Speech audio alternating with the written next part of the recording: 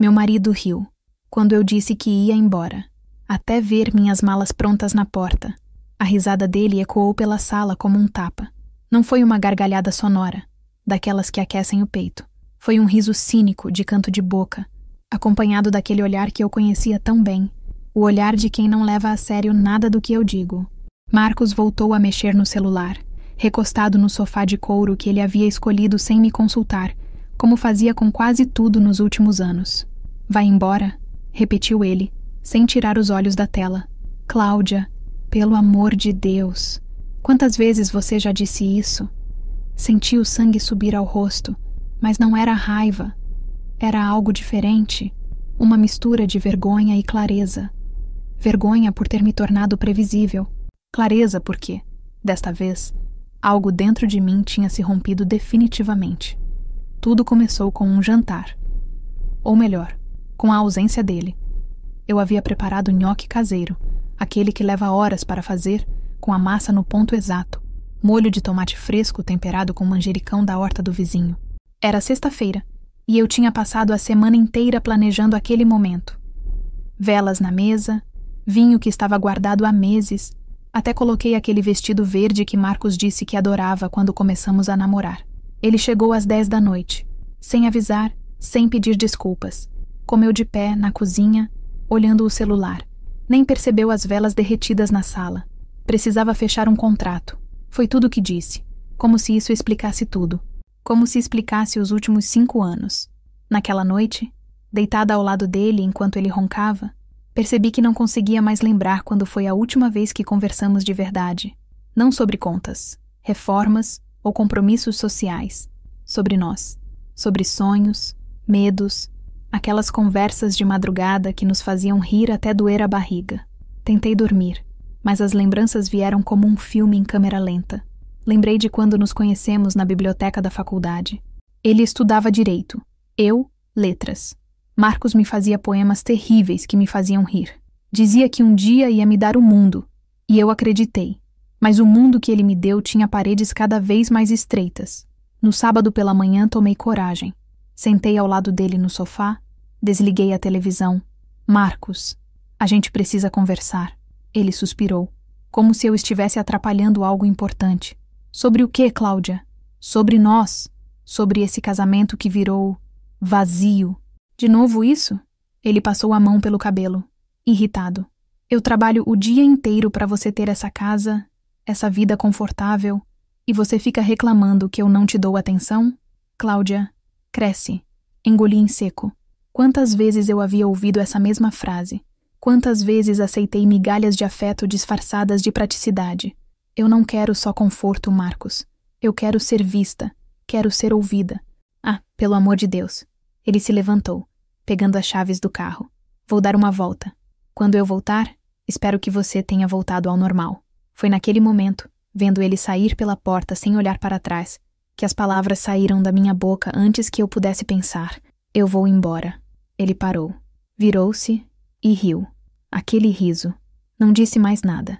Apenas subi as escadas, abri o armário e peguei a mala de viagem que estava guardada no alto, coberta de poeira. Minhas mãos tremiam enquanto eu dobrava roupas, separava documentos, escolhia o que levar de uma vida inteira. Cada peça que colocava na mala era uma decisão. Cada livro que separava era uma despedida. O colar que minha avó me deu. A foto nossa do casamento, que deixei na cômoda. Não por raiva, mas porque aquela mulher sorridente na foto não existia mais. Pensei em Ouro Preto, na tia Odete, que sempre me disse que eu tinha luz própria e que não precisava de ninguém para brilhar. Na cidadezinha onde passei verões inteiros da infância, onde o tempo parecia andar mais devagar, e onde, talvez, eu pudesse respirar de novo. Quando desci com as 2 malas e as coloquei ao lado da porta, eram quase 7 da noite. Marcos estava de volta, sentado no mesmo sofá, assistindo ao mesmo jogo que sempre assistia. Ele olhou para as malas, olhou para mim, e pela primeira vez em anos, vi algo diferente no seu rosto. Medo. Cláudia. A voz dele vacilou. O que você está fazendo? Eu avisei. Respondi, com uma calma que me surpreendeu. Eu disse que ia embora. E desta vez, nenhum de nós estava rindo. A estrada para Ouro Preto nunca me pareceu tão longa. Cada curva da Serra do Espinhaço era uma despedida, cada quilômetro uma promessa de recomeço. Dirigi com as mãos firmes no volante, mas o coração disparado, como se estivesse fugindo e chegando ao mesmo tempo. O celular não parava de vibrar no banco do passageiro. Marcos, 17 chamadas perdidas, 5 mensagens de voz que eu não tinha coragem de ouvir. Desliguei o som e segui em frente. Quando as primeiras luzes de Ouro Preto surgiram entre as montanhas, senti algo que não experimentava há anos. Alívio. As igrejas barrocas se erguiam como sentinelas silenciosas, testemunhas de histórias muito mais antigas que a minha. De alguma forma, isso me consolava. Minha dor era apenas um grão de areia na história daquelas pedras. A casa da tia Odete ficava na rua direita, uma construção colonial pintada de amarelo ovo com janelas azuis. Estacionei em frente e, antes que eu pudesse descer, a porta já se abriu. Lá estava ela, cabelos brancos presos num coque rebelde, avental florido e aquele sorriso que iluminava qualquer ambiente. Eu sabia que você viria, disse ela, abrindo os braços. Desmoronei. Ali, no abraço apertado da tia Odete, chorei tudo o que havia segurado durante a viagem. Chorei pelo casamento que morreu devagar, pelas versões de mim que fui abandonando pelo caminho, pela coragem que precisei reunir para colocar aquelas malas na porta. Chora, minha filha. Chora tudo. Mas depois a gente levanta e segue. Ela acariciou meus cabelos como fazia quando eu era criança. Você sempre foi forte demais para se contentar com migalhas. Naquela noite, sentadas na varanda com chá de erva cidreira, contei tudo. Odete me ouviu em silêncio, apenas segurando minha mão. Quando terminei, ela disse apenas: "Sabe o que aprendi em 82 anos de vida? Que a gente não precisa de alguém para estar completo. A gente já nasce inteiro. O problema é quando deixamos alguém nos convencer do contrário." Dormi no quarto que sempre fora meu nos verões de infância. As paredes ainda tinham aquela cor verde-água desbotada, e da janela eu via o pico do Itacolomi recortado contra o céu estrelado. Pela primeira vez em meses, dormi a noite inteira. Os primeiros dias foram de adaptação. Ajudei Odete com a horta, reorganizei a biblioteca empoeirada que ela mantinha na sala, caminhei pelas ruas de pedra tentando me reconectar comigo mesma. A cidade tinha um ritmo próprio, como se o tempo aqui obedecesse a outras regras. Foi Odete quem sugeriu que eu procurasse a Escola Estadual Tomás Antônio Gonzaga. Precisavam de professor de literatura, e ela conhecia a diretora. 3 dias depois, eu estava em frente a uma turma de 3º ano do ensino médio, nervosa como se fosse meu primeiro dia de aula. Professora Cláudia. Me apresentei, escrevendo meu nome na lousa. Vamos começar com Clarice Lispector. Um aluno levantou a mão. Devia ter uns 17 anos. Olhar esperto. Por que Clarice, professora? Respirei fundo. Pensei em todas as vezes que li A Hora da Estrela, em como Macabea me ensinava sobre resistência silenciosa, porque ela escrevia sobre pessoas que precisavam se encontrar, e acho que todos nós, em algum momento, precisamos nos encontrar. Vi alguns sorrisos, senti que estava no lugar certo. Foi numa quinta-feira, 2 semanas depois da minha chegada, que tudo mudou novamente. Eu estava na feira livre da Praça Tiradentes, comprando tomates para o molho que Odete me ensinou a fazer, quando ele apareceu. Marcos. Ele estava parado do outro lado da praça, de terno, completamente deslocado naquele mar de turistas e moradores locais. Nossos olhares se cruzaram. Ele começou a caminhar em minha direção, e eu senti o chão faltar. Cláudia, precisamos conversar. Sua voz estava diferente. Não tinha aquele tom de superioridade de sempre. Havia algo quebrado ali. Não temos nada para conversar, Marcos. Por favor, 5 minutos. Olhei ao redor. As pessoas passavam, indiferentes ao nosso drama pessoal. Uma parte de mim queria correr. Outra parte, aquela que ainda guardava lembranças do homem que ele foi um dia, hesitou. 5 minutos? Concordei, contra todos os meus instintos. Sentamos num banco da praça. Marcos passou as mãos pelo rosto, e só então notei as olheiras, o rosto mais magro, o abatimento. Você realmente foi embora, ele disse, como se ainda não acreditasse. Eu avisei. Eu sei. Ele engoliu em seco. Eu achei que você estava blefando, como todas as outras vezes. E era por isso que você nunca me levou a sério. Ele assentiu, os olhos marejados. Era a primeira vez que eu via Marcos chorar. Eu estraguei tudo, não foi? Estraguei a gente. Não respondi, porque ele estava certo. E nós 2 sabíamos disso. Eu comecei terapia, ele continuou, e pela primeira vez estou entendendo o quanto eu fui ausente, controlador, quanto eu te apaguei. Senti um aperto no peito. Parte de mim queria acreditar. Parte de mim já tinha aprendido que algumas pontes, quando queimam, não podem ser reconstruídas. Marcos, eu não voltei para Ouro Preto esperando que você me procurasse. Eu vim para me encontrar. E você se encontrou? Olhei para as montanhas ao redor, para as igrejas centenárias, para a vida que estava lentamente construindo. Estou começando. Depois daquele encontro na praça, Marcos não desistiu. Flores chegavam na casa da tia Odete a cada 2 dias. Sempre girassóis. Minhas flores favoritas. Um detalhe que ele havia esquecido por anos. E agora subitamente lembrava. Mensagens pontuavam meu celular com declarações que misturavam arrependimento e promessas. Estou mudando. Você sempre foi meu porto seguro. Me dá uma chance de provar. Odete olhava os buquês com ceticismo enquanto os colocava em vasos. Flores morrem, minha filha. O que você precisa é de raízes. Eu sabia que ela estava certa. Mas havia noites em que, deitada naquele quarto verde-água, eu me pegava pensando, e se ele realmente mudou? E se eu estava jogando fora 12 anos por orgulho?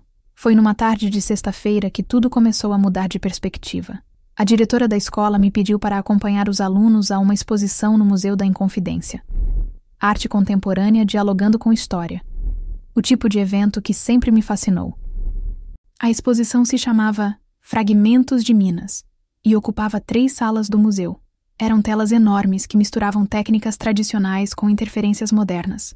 Ouro em folha sobre tinta acrílica, texturas que imitavam pedra-sabão, cores que capturavam a essência das montanhas ao entardecer.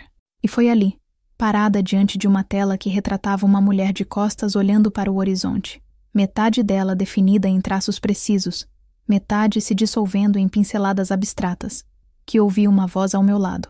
Ela está partindo ou chegando? Virei-me. Um homem de uns 40 anos me observava com interesse genuíno. Cabelos castanhos desgrenhados, barba por fazer, mãos manchadas de tinta. Vestia uma camisa de linho amarrotada e tinha aquele ar de quem pertencia mais ao ateliê que ao mundo formal. Não sei, respondi, voltando a olhar para a tela. Talvez as 2 coisas. Exatamente. Ele sorriu. E havia algo naquele sorriso que me desarmou. Essa é a Joana, minha obra favorita desta série. Você é o artista? Leandro Fonseca. Estendeu a mão manchada de azul cobalto. Desculpe a tinta. Vício ocupacional. Cláudia. Apertei sua mão, sentindo a textura áspera de quem trabalha com as mãos. A obra é tocante. Você realmente achou ou está sendo educada? Ele perguntou, mas havia humor em sua voz. Realmente achei, respondi, surpresa com minha própria sinceridade. Ela me lembra que a gente pode ser várias versões ao mesmo tempo. Estar chegando e partindo. Estar inteira e fragmentada. Leandro me olhou de um jeito diferente, então. Como se realmente me visse. Você entende de arte? Entendo de palavras, literatura, mas acho que, no fundo, é tudo a mesma coisa. Tentativas de dar forma ao que sentimos. Conversamos por quase 1 hora. Ele me mostrou cada quadro, explicando não a técnica, mas a emoção por trás de cada pincelada. Contou que havia deixado São Paulo há 5 anos para viver em Ouro Preto, cansado da velocidade que não o deixava criar. E você? Perguntou. O que te trouxe para cá? Hesitei. Normalmente eu desviaria, daria uma resposta vaga, mas havia algo em Leandro que pedia honestidade. Estava me perdendo em Belo Horizonte, num casamento que virou prisão. Precisava lembrar quem eu era antes de me tornar apenas a esposa de alguém. Ele assentiu, sem aquele incômodo que as pessoas geralmente demonstram diante de confissões pessoais. Eu entendo. Às vezes a gente precisa de distância para conseguir enxergar. Foi assim comigo.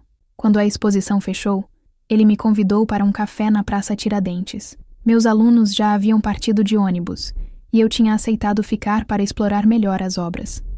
Sentamos num café pequeno, com mesinhas na calçada. Posso te perguntar uma coisa? Leandro mexia o açúcar no café, pensativo. Claro. Você vai voltar? Para esse casamento? A pergunta me pegou desprevenida. Não pela pergunta em si, mas pela forma como ele a fez.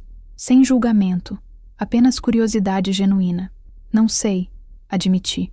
Ele está tentando. Diz que está mudando. Parte de mim quer acreditar. E a outra parte?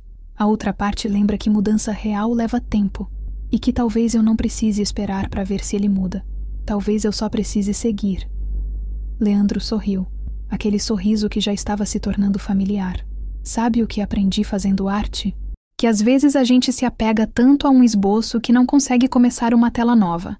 Fica ali, tentando consertar, retocar, melhorar, mas algumas telas precisam ser abandonadas. Não por desistência, mas por sabedoria. Suas palavras ecoaram em mim por dias. Naquela noite, quando Marcos ligou pela 10ª vez naquela semana, atendi, mas algo havia mudado. Não era mais a voz dele que ocupava minha mente. Era a sensação de que, pela primeira vez em anos, eu estava diante de alguém que queria me conhecer, não me moldar. Cláudia, me escuta. A voz de Marcos soava desesperada. Eu marquei sessões de terapia de casal. Tem um terapeuta aqui que é muito bom. Podemos tentar salvar isso. Marcos, respirei fundo. Eu não quero salvar. Eu quero recomeçar. E recomeçar não significa voltar ao que era. Significa criar algo novo. O silêncio do outro lado da linha foi longo.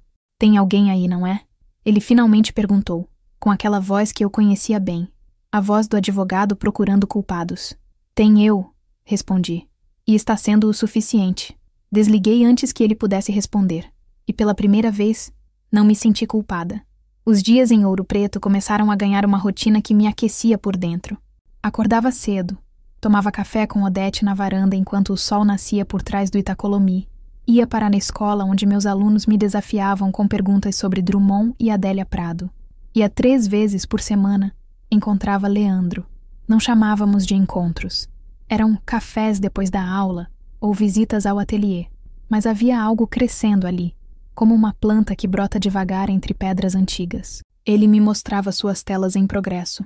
E eu lia poemas que havia esquecido que sabia de cor. Conversávamos sobre tudo e sobre nada. Arte, literatura, os gatos que viviam nos telhados coloniais, a forma como a luz mudava nas montanhas a cada hora do dia. Você já pensou em escrever? Leandro me perguntou numa tarde, enquanto limpava pincéis no ateliê dele, um sobrado antigo perto da igreja de São Francisco. Escrever o quê? Não sei. Suas histórias. Vi como você fala sobre os livros com seus alunos. Você não está só ensinando literatura, está vivendo ela. A observação me tocou de uma forma inesperada. Marcos nunca prestava atenção no meu trabalho. Para ele, eu era só professora, como se ensinar fosse menos importante que seus casos jurídicos. Talvez eu escreva, respondi, sentindo uma semente de possibilidade se plantando. Um dia, por que não hoje? Era isso que Leandro fazia. Me desafiava gentilmente a ser mais, a querer mais, a não adiar os sonhos como se a vida fosse infinita. Mas então Marcos intensificou seus esforços. Numa quinta-feira chuvosa, ele apareceu na escola, molhado, sem guarda-chuva, segurando um envelope. Cláudia, por favor, só olha isso, implorou, diante dos olhares curiosos de alunos e professores. Peguei o envelope com mãos trêmulas e o arrastei para um canto mais reservado do pátio. Marcos, você não pode aparecer assim. Eu vendi o escritório. Ele interrompeu, os olhos vermelhos. O escritório que construí em 10 anos. Vendi tudo. Abri o envelope. Dentro, documentos de uma casa. Em Ouro Preto. Comprei uma casa aqui. Ele continuou, atropelando as palavras. Na Rua das Flores. Posso advogar de qualquer lugar. Podemos recomeçar aqui, do jeito que você queria. Sem a correria de Belo Horizonte. Sem... Marcos. Para. Minha voz saiu mais firme do que eu esperava. Você não entendeu nada. Como assim? Eu estou fazendo tudo o que você pediu. Estou mudando de vida, largando tudo. Não é sobre a cidade, Marcos. Senti lágrimas queimando. É sobre quem eu me tornei ao seu lado. É sobre como você me fez sentir pequena, invisível, errada por querer atenção, por querer ser vista. Mas eu estou vendo você agora. Ele segurou meus ombros, desesperado. Cláudia, eu te amo. Sempre amei. Só fui idiota demais para mostrar. Olhei para aquele homem que dividiu minha cama por 12 anos. Vi o desespero genuíno em seus olhos, o arrependimento verdadeiro. E uma parte de mim, aquela parte que ainda guardava a memória do Marcos dos primeiros anos, hesitou. Me dá uma chance. Ele sussurrou. Uma última chance. Eu mudei, Cláudia. Estou em terapia. Estou entendendo meus erros. Por favor. Eu preciso pensar. Foi tudo que consegui dizer. Naquela noite, contei tudo para Odete. Ela me ouviu em silêncio, tricotando uma manta como sempre fazia quando precisava pensar. E você? Perguntou finalmente. O que o seu coração está dizendo? Está confuso, admiti. Parte de mim quer acreditar que ele mudou, que podemos ter o que sempre sonhei. Mas eu mudei também. Não sei se quero voltar a ser a Cláudia casada com Marcos. Mesmo que ele tenha mudado. Odete assentiu, sabedoria brilhando em seus olhos cansados. Sabe qual é a diferença entre amor e dependência emocional? No amor, a pessoa te completa. Na dependência, você se anula para caber no espaço que ela oferece. Pensa bem qual foi o seu casamento. Na sexta-feira, Leandro inaugurava uma nova exposição. Recomeços era o tema, e ele havia me convidado pessoalmente. Vesti o vestido amarelo que comprara numa lojinha de Ouro Preto. Simples, leve, tão diferente das roupas que usava em Belo Horizonte para agradar Marcos. A galeria estava lotada. Artistas locais, turistas, estudantes, e lá estava Leandro, no centro de tudo, com aquele sorriso genuíno enquanto explicava suas obras. Quando me viu, seus olhos se iluminaram de um jeito que fez meu coração pular. Você veio, disse ele, se aproximando. Prometi? Não prometi? Ele me guiou pela exposição. Cada tela contava uma história de transformação. Borboletas emergindo de casulos, cidades antigas renascendo, pessoas se redescobrindo. E então paramos diante da última obra. Era eu, não literalmente, mas era inegável. Uma mulher em frente a uma janela colonial, metade dela na sombra, metade banhada por luz dourada. E ao fundo, montanhas que pareciam abraçá-la. A professora, Leandro disse baixinho. Você me inspirou. Antes que eu pudesse responder, um movimento na entrada da galeria chamou minha atenção. Marcos havia chegado, de terno, completamente deslocado, mas com os olhos fixos em mim. Ele caminhou até nós, ignorando tudo e todos. Parou diante de mim e, para meu choque absoluto, para o choque de todos, ajoelhou-se. Cláudia Regina. Sua voz ecoou pela galeria silenciosa. Eu fui o maior idiota do mundo, mas estou aqui, na frente de todos, para te pedir perdão. E para te pedir de volta. Casa comigo de novo. Me deixa te fazer feliz dessa vez. O silêncio era ensurdecedor. Todos os olhos estavam em mim. Leandro havia dado um passo atrás, o rosto indecifrável. E eu, pela primeira vez, sabia exatamente o que precisava fazer. O silêncio na galeria pesava como as pedras seculares de Ouro Preto. Marcos ajoelhado diante de mim, olhos suplicantes. Leandro alguns passos atrás, esperando. Dezenas de pessoas testemunhando aquele momento que parecia saído de um filme. E eu, no centro de tudo, finalmente sabendo quem eu era. Levanta, Marcos, disse, minha voz firme, mas gentil. Ele obedeceu lentamente, confusão misturada com esperança no rosto. Cláudia, não, segurei sua mão. Um último gesto de afeto por tudo que vivemos. Deixa eu falar. Respirei fundo, sentindo o peso de 12 anos, mas também a leveza de 3 meses de liberdade. Quando eu coloquei aquelas malas na porta, não foi um impulso. Foi o resultado de anos me convencendo de que merecia menos. Menos atenção, menos carinho, menos respeito. Você me ensinou que meus sonhos eram pequenos demais, que meus sentimentos eram exagero, que minha voz era incômodo. Eu sei. Ele engoliu em seco, lágrimas escorrendo. E eu sinto muito, tanto. Estou mudando, você viu? Vendi tudo, vim pra cá, e eu admiro isso, Zé Marcos. De verdade. Apertei sua mão antes de soltá-la.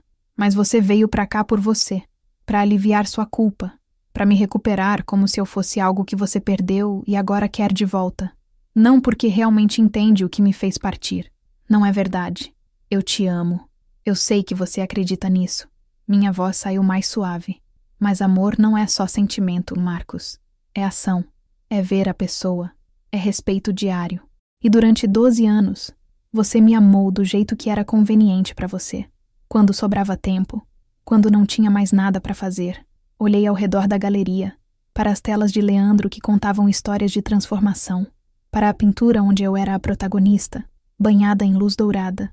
Eu não vim para Ouro Preto esperando que você me seguisse. Vim para aprender a viver sem precisar da sua aprovação. E sabe o que descobri? Que eu não só consigo viver sem você, eu floresço. Então é isso? A voz dele quebrou. É por causa dele? Apontou para Leandro. Virei-me para Leandro, que me observava com aqueles olhos que realmente me viam. Sorri. Não é por causa de ninguém, Marcos. É por causa de mim. Pela primeira vez em anos, estou fazendo escolhas por mim. Mas a gente pode recomeçar. Posso ser diferente. E eu espero que você seja, disse com sinceridade. Mas não comigo. Você merece ser feliz, Marcos. E eu também. Só que aprendi que nossa felicidade não está mais no mesmo caminho. Ele ficou ali, parado, processando a finitude daquele momento. Então assentiu, devagar, como quem finalmente entende uma lição difícil. Você sempre foi forte demais para mim, ele disse, quase num sussurro. Só fui idiota demais para perceber que isso era o que mais amava em você. Beijei sua testa. Um adeus gentil. Cuida de você, Marcos. De verdade dessa vez. Ele saiu da galeria com os ombros curvados, levando consigo 12 anos de história. E, estranhamente, não senti tristeza. Senti gratidão. Por tudo que vivemos, mas principalmente pelo que aprendi ao deixá-lo partir. Leandro se aproximou cautelosamente. Você está bem? Estou, respondi. E era verdade. Pela primeira vez em muito tempo, estou realmente bem. E agora? Olhei para ele, para aquele homem que me mostrou que conexão verdadeira não precisa de anos para se formar, apenas de presença genuína. Agora eu quero viver, quero escrever, quero criar, quero conhecer você melhor, sem pressa, sem medo. Sorri. Quero ver onde isso vai dar, se é que precisa dar em algum lugar específico. Sem roteiros? Ele sorriu de volta. Sem roteiros.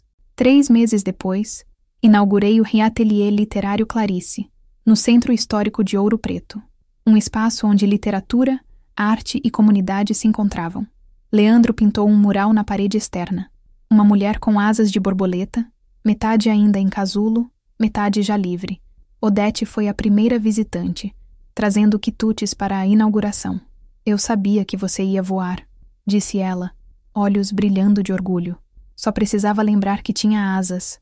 Meus alunos vieram, colegas professores, artistas locais, e Leandro, claro, sempre por perto, mas nunca invadindo meu espaço, apenas existindo ao meu lado, como 2 árvores que crescem próximas, mas com raízes próprias. Naquela noite, sentada na varanda do ateliê com uma xícara de chá, olhei para as estrelas sobre as montanhas de Minas. Pensei em como a vida é estranha. Às vezes precisamos perder tudo para ganhar a nós mesmos. Meu celular vibrou. Uma mensagem de Marcos. Vi a foto do ateliê. Parabéns, Cláudia. Você sempre mereceu brilhar. Sorri. Não respondi, mas guardei a mensagem como prova de que ambos havíamos crescido. Porque no fim, eu não precisei escolher entre Marcos e Leandro, entre o passado e o futuro. Escolhi a mim. Escolhi minha voz, meus sonhos, minha luz. E descobri que quando você finalmente escolhe a si mesmo, o mundo inteiro se reorganiza para te acomodar. Não foi um final feliz tradicional. Foi algo melhor. Um começo verdadeiro. Fim. Obrigada por assistir até o final. Você gostou da história? Deixe um comentário. Quero saber o que você achou. Não se esqueça de deixar seu like e se inscrever agora para receber mais relatos emocionantes que você não vai querer perder. Ative o sino para ser notificado sempre que um novo vídeo for lançado. Vejo você na próxima história. Muito obrigada.